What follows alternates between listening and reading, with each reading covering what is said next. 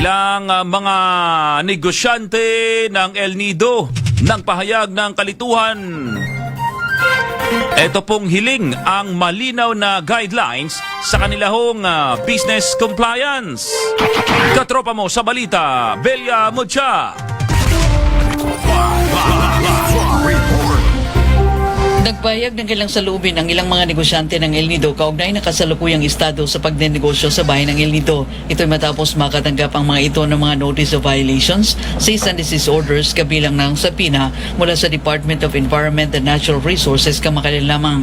Sa pagtitipon-tipon ng mga apektadong negosyo, kanilang inamin na nagdudulot ang kasalukuyang sitwasyon ng pagkalito at pangaba dahilan sa umano'y hindi malinaw na sistema proseso ng compliance. Sinabi ng mga may-ari ng mga negosyo na malaki ang naging epekto sa kanilang pagnenegosyo ang kalituhang na idudulot ng kanilang kasalukuyang sitwasyon kung saan ang ilan sa kanila'y sumusunod naman at nakapagsumiti sa mga hininging dokumento, subalit nakatanggap pa rin ng notice of violation kundi man cease and desist order mula sa DNR.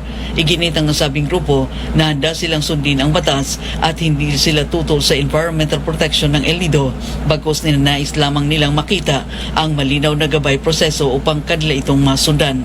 Dahil dito, mariing hiniling ng grupo sa DNR at sa mga kinaukulan na bigyan sila ng pagkakataon, gabay at isang enforcement moratorium habang kailang maasikaso ang mga hiniling na dokumento. Ang grupo ng El Nido Business Compliance Council ay binubuo ng mga may-ari ng iba't ibang negosyo sa bayan ng El Nido na binigyan ng notice of violations, cease and desist order at sapina ng DNR kamakailan lamang.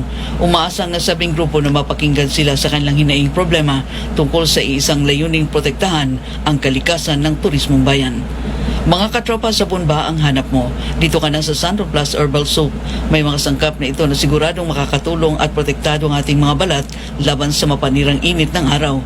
Santon Plus Herbal Soap. Available yan sa lahat ng mga butika nationwide. Para sa nagkakaisang Pilipino sa Pilipinas, mula rito sa bayan ng El Nido, Palawan, Belia Mucha, XFM News.